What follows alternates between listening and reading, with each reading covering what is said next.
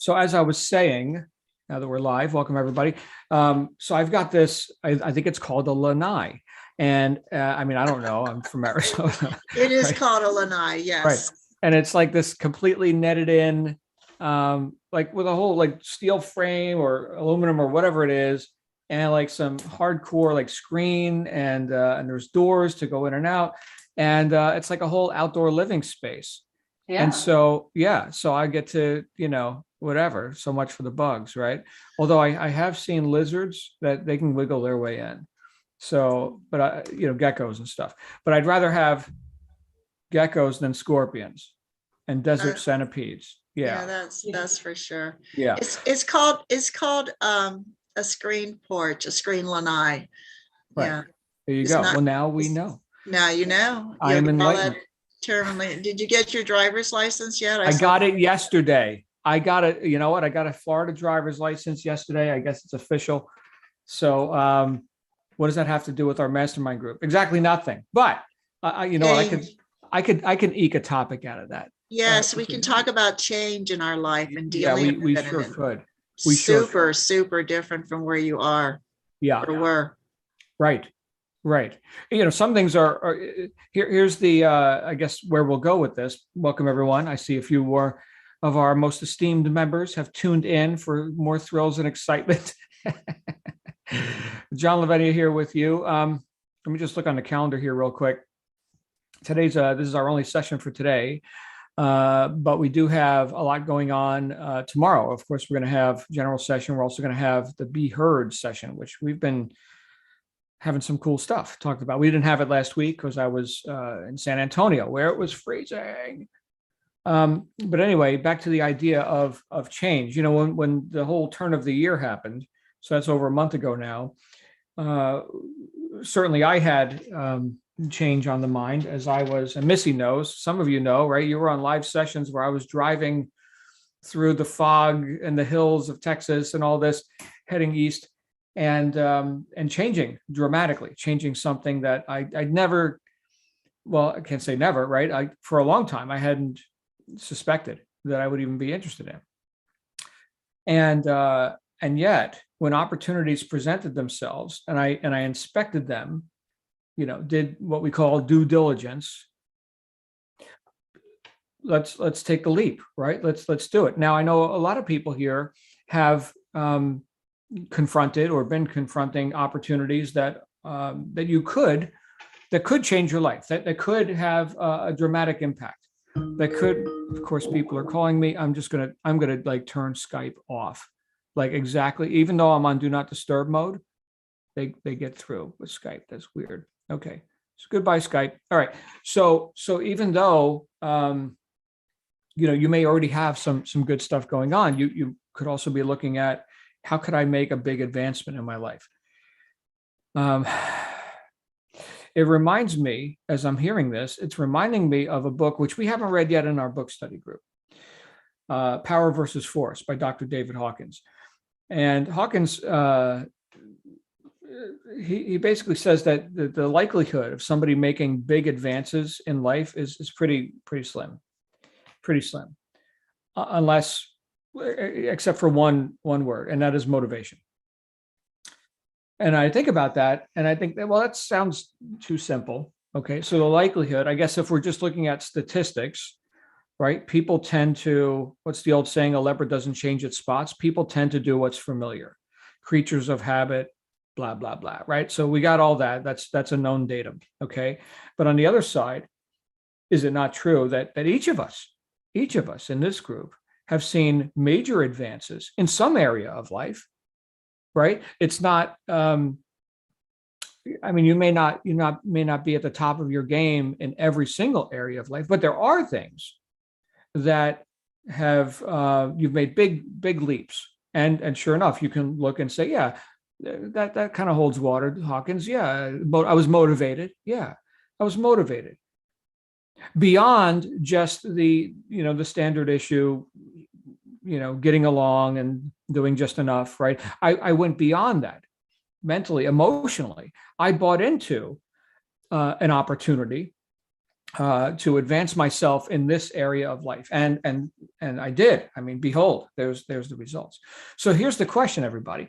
If we know that we are capable of change, and not just tiny little incremental things, but actually, big exponential things, well, then what's stopping us from doing that, like on demand, when let's say you've got this idea that you're looking to, have major increase in, let's pick health, for example. Okay.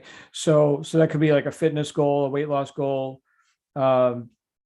endurance, right? I mean, there's people, I think Olympics are going on right now. This Sunday is going to be this thing called the Super Bowl. I don't even know who's in it. 2 football teams, I would imagine. And so there's this whole, high achiever, kind of thing that you could buy into for yourself.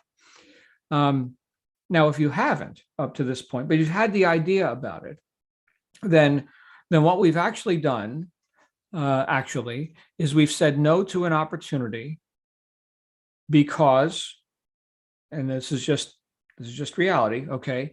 Because we've said yes to other opportunities. Now, those other opportunities may not be as resourceful or fruitful or lucrative or whatever, right? Compared to the thing that was in the back of our mind that, yeah, I think I'd like to make a big, advancement in that area. Because all opportunities have a cost, right? If I say yes to that, I got to say no to that. I've only got so much attention. So then back to the original idea, are we deliberately choosing that which we're saying yes to? And is it in our highest good? Is it in our best interest? Now, you don't have a crystal ball. I get it. You can't always predict, this or that. Look, many of you I met through different business methods and this and that, which a lot of you aren't even engaged in right now. Maybe you've put it on the back burner. Maybe you're like, hey, this sucks. I'm going to go do something else, right? Maybe you've seen what like Shannon and I do, and you've partnered with us on some stuff.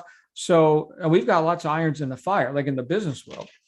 Okay. But the decision, which precedes all of these choices that we have, the decision is hopefully, what is the ideal scene here? What is the outcome that I'm looking for? Sometimes I ask people, and this is sort of, I step gingerly here. Let's say a new client or a prospective client, someone who is looking to advance in business and life and whatever. And I ask, well, what would indicate to you that this was a pleasing or successful action? Like, what qualifies whatever you're about to do here as a successful action? So I'm asking them to quantify, in other words, to not be vague, and to make a decision about what would denote success, at least in the short term, right? Not like 10 years from now, and now that I'm an expert or something, but at the outset, because typically that's this whole instant gratification thing. While I may sound critical of it, who doesn't need that, right? I mean, how long can you go without wins? Back to the idea of, either shifting gears or, jumping ship or whatever on other things that you've learned or were considering, right? Perhaps there was no gratification in that in the short term.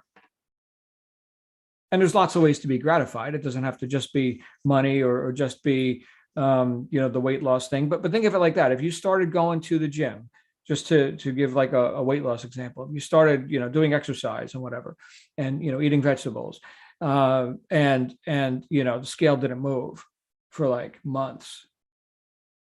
Well, how long are you going to stick with that routine? Assuming you're really doing it, right? No BS. Okay. For real. You look in the mirror and you've got integrity. Okay, good.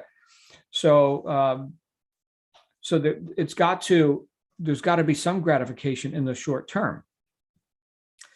The problem that I have faced multiple times is balancing here are the expedient things that I can do that will bear fruit now. So not necessarily instant, but rapid gratification, right? Do this, business deal, make this money, right? Work inside this familiar space that I already know. There's that. Okay. So working in my business versus working on my business, where these could be more of a delayed gratification kind of, actions. So it's not as gratifying up front, but they're high leverage as opposed to low leverage and expedient, high leverage and accruing benefits in the future. It's just like, in investing. I don't know how many of you have ever tried your hand or are involved currently with investing or trading, and they're two different things. So here's the investor who says, I'm going to buy and hold, right? And just wait it out. 50 years, whatever. Okay. And I'm going to invest in things that I believe will accrue, value and increase due to the competence and abilities of the people running that ship. It's not my ship. I'm investing in their ship. See you in a few years. I'll check out how it's going, right? Versus trading. Trading is more of a short-term thing where I'm going to go now and I'm going to, it's almost like gambling. I'm going to go say, well, in the next, half hour or the next, week, right? I'm expecting this value to go up or down. And I know that world a bit. Okay. I haven't been like successful in it, probably just because of just the whole emotion of it. Right. It's like, all right, you put on a trade and now bam, you just lost $1,000 like that. Or you could have just made $1,000 like that. I mean, as close as you can get to going to Vegas, I suppose. Right now, there is, analysis and things that you can do to systemize that. And it's not just like pulling a slot machine handle, but still the immediacy of that, whether we're talking about what's called scalping or, intraday trading, like you're in and out of trades, like throughout the day, on, off, on, off, on, off, or swing trading, which is like, all right, I'm going to buy that because I see the trend and I plan on being in it for 2 days, maybe a week, right? We'll see. And then I'll pull out. So, but that's more of a short-term kind of a thing. Two different philosophies, two different approaches. And that's where I think, well, I'll speak for myself, where I've had, in many cases, an imbalance. If you're, I'll put it this way, if you're desperate or you're living at the end of your means or you got a gun to your head, well, you got to get a result right now. Of course, expedience. There was a time when I was out, right? So millions of dollars out, starting over.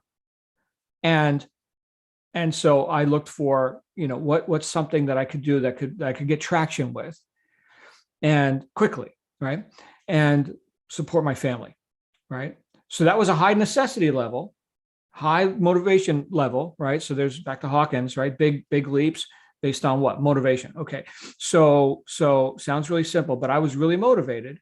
And so I got creative and I assessed opportunities. I saw one, I hit it. I was in profit in a week. I had almost no leverage with that, but you do what you got to do when that's, the time that you have to do it. The issue once again with that is that, and I don't know how many of you can relate to this directly. Okay. But, the issue is that because that's workable, because I saw that was a successful action, that's real sticky now. Right. I remember back when I was in the car business, there were salespeople who hated the car business. They hated selling cars. And they've been doing it for 20 years. And every time they try and get out, they keep coming back. It's like, what was that? The Godfather movie. Every time I try and get out, they keep pulling me back in. Right. So it's real sticky, right? Because it's, there's money and it's expedient. And there's not all these other responsibilities or considerations, right? Customers walk in, you sell them the car, and that's it, right? But there's so much they didn't like about it, but for some reason they just kept showing up. And these guys were like lifers.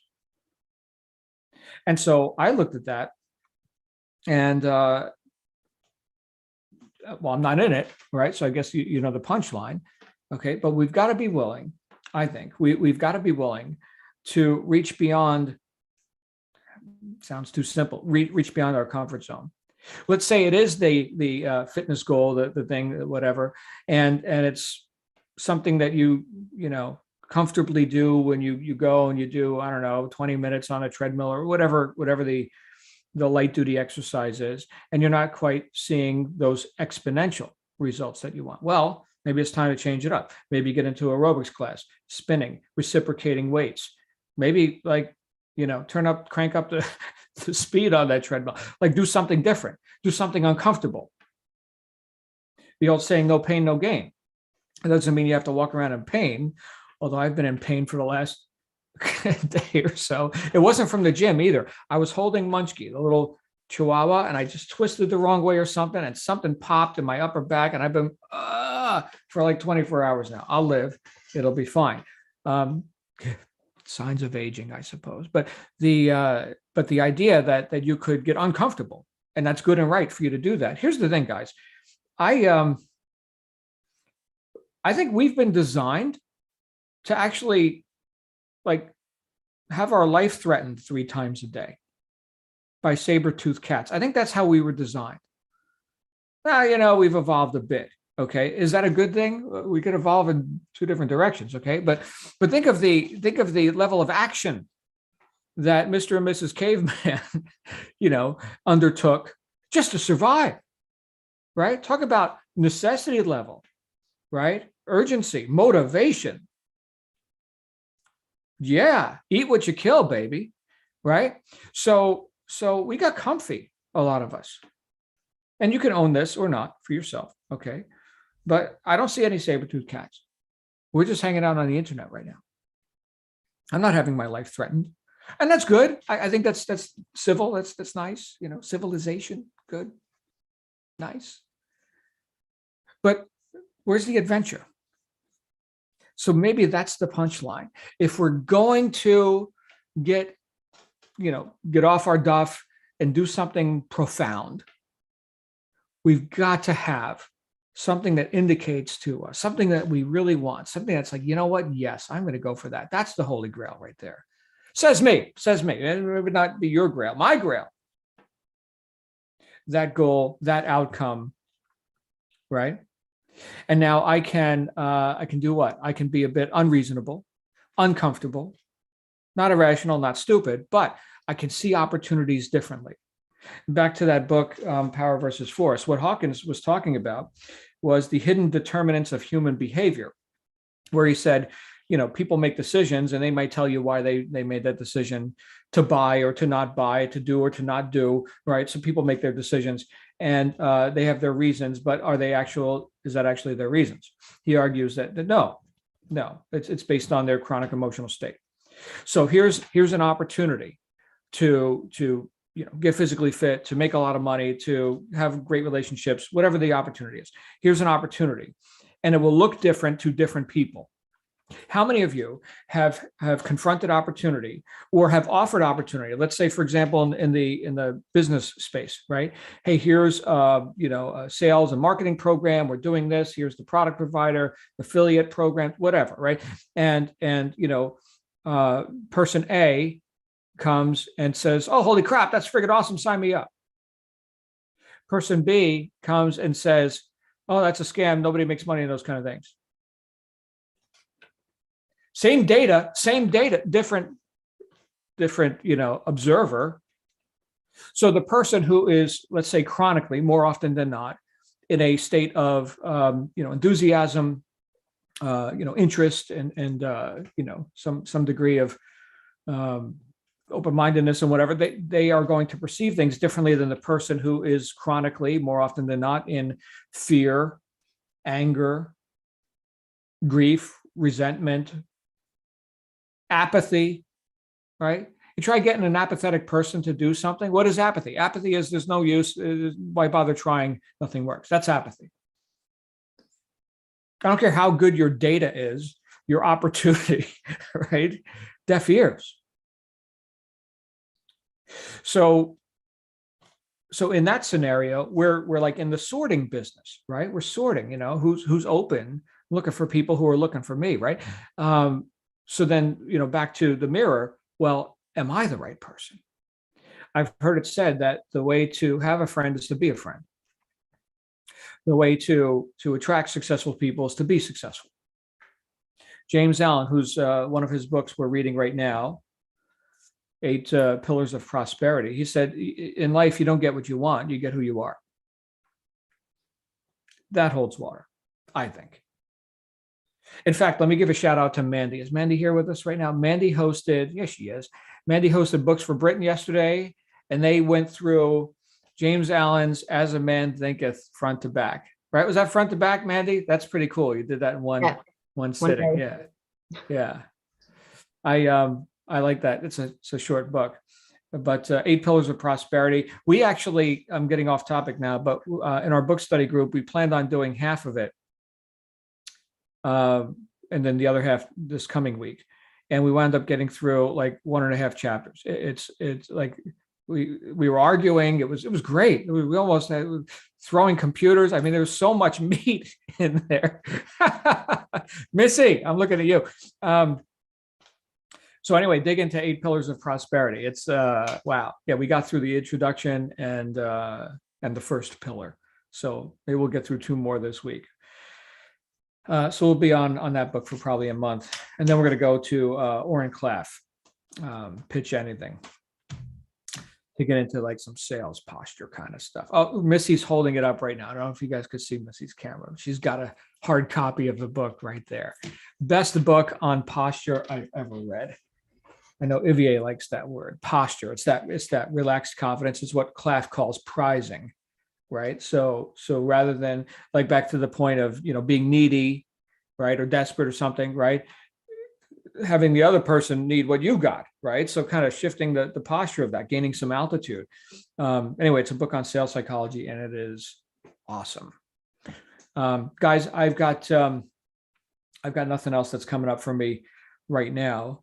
But I think we all have opportunities that we can embrace or neglect or reject or do whatever. Hopefully, do something deliberate with these opportunities. I know right now in one of my businesses, it is all hands on deck. It is like gangbusters. Holy crap. Yeah. So that's what I'm going to be having a lot of my attention on today because we got deadlines on that and all. So anyway, anybody got some ideas on this whole topic of embracing opportunity and doing it as a person who can make decisions that are actually going to serve you, not just in the short term, but also in the long term. Did I strike a chord with anybody on this today? I do see Missy, Catherine, Edward, Evelyn, Gail, Giovanna, Janet, Lindsay, Mandy, Virginia. Great to see Evelyn here as well. Missy? I apologize at the beginning. I had some texts that I did have to attend to, but you mentioned health and I'm still not there yet. And I'm Neville Goddarding it and I'm working with the doctor and I used to think that I'm just going to wake up, it's going to be gone. And that could still happen, but I'm not going to give up 3 feet from gold. And I've accomplished all that I've accomplished since last April when I first met you. And being so sick. So you can do anything. And I have unwavering faith and the deepest gratitude already that it has already been accomplished. I just have not met that moment yet. But I know that moment is coming and you can apply the same thing to business, which I'm doing. And some things I see happening right in front of my eyes, but some things you got to have you have to be willing to endure delayed gratification. And sometimes, you may be 1 inch from gold. You cannot give up. That's all I know. If I give up, I will not live. So that is a very motivating factor for me. Mm-hmm. And what takes me away from thinking about it all the time is doing the business. And I just have to have some kind of balance, which I haven't found yet, because I got to be careful not to make myself go too over the deep end, because then I'll be affected the other way. But it's just such a positive thing. And it's okay that the other night I had an incident, but I I lived through it with some medication, and I wrote it to you, pain trait for your back. It will Oh, help yeah. you. Extra strength if you felt the pull. But everybody's just you got to constantly encourage each other. And everybody, which IVA started us on, we've got to have an accountability partner. You've got to have somebody to help you through whatever it is you're going through. And if maybe you're on subject A, but then the subject D comes in, and that needs your attention too. You got to go over there. You got to go what means the what. And since Lindsay and Linda and I started this accountability thing, my life feels changed already. And we even have you in it in a little way, in an imaginary way. We've got you doing something for us and with us. And maybe one day we'll tell you. But everyone just listen to these words, take them in, hold them, believe them with unwavering faith. And you got to feel the gratitude, and life starts changing. And if you have a step back, that doesn't mean it stopped working. You just have to, that's a test. You got to stick with it. Are you really motivated? Oh, a little thing happened and you're ready to jump off the ship? No, that's all I can say. That's what's getting me through everyday life, which is not so easy. Well, Missy, and I've told you this multiple times, the transformation, I think, has been profound just to witness. It doesn't mean you're done or anything. I'm not done, right? You know what? Excuse me. Bob told me the other day, he said, you're a completely different person from who you were last year. That's because of you. Can everybody else, and you don't have to speak up right now, but can you corroborate that? I mean, those of you who've known Missy since she entered this group, holy crap. Okay. In fact, I got to meet Missy in another group before she decided to, hang her hat here. And so I got to see quite a bit. But what was there all along? Underneath all of it was Missy all along. Powerful, motivated, able, right? Intelligent. So many of us, I think, have a mountain of stuff on top of who we actually are. Which I guess back to the original topic is the, how are we filtering? What filters are we seeing through to attempt to embrace opportunities in life, to advance through what filters? I mentioned the idea of due diligence earlier. And sometimes,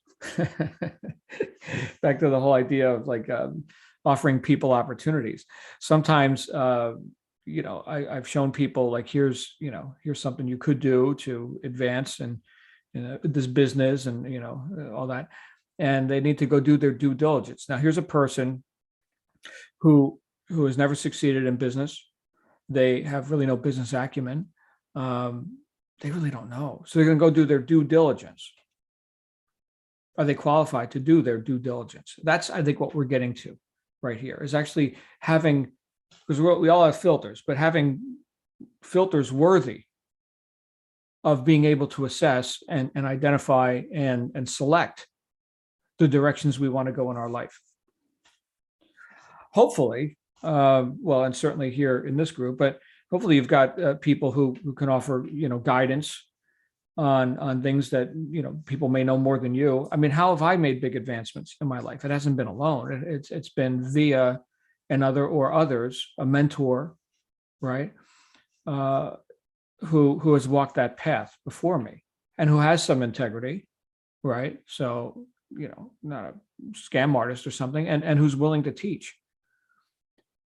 So for that, I am eternally grateful, right? Because if I had to originate every successful idea, man, we'd be here a long time, right? Goethe said, all intelligent thoughts have already been thought.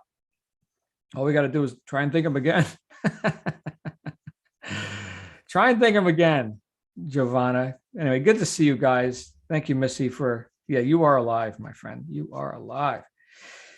Any other thoughts on this today? All right. Well, once again, it's great to see you all. We're going to have an interesting topic tomorrow, because I'm digging into some interesting stuff today. And I think I'm going to have some things to talk about, which we may not have talked about yet.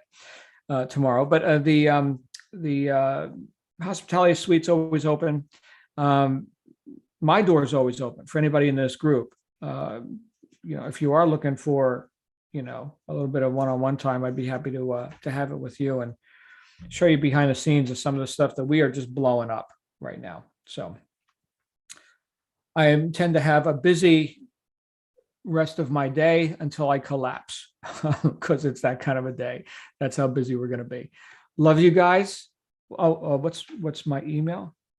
You're asking Giovanna, who needs Giovanna, please come on out. Missy's asking for an email address. Giovanna, hello. No, Giovanna? I'm asking your address, your email address, John, because all I have is knowledge source. Oh, no. So info@johnlavenia.com. Oh, then I have it. Okay. Giovanna, you had a question.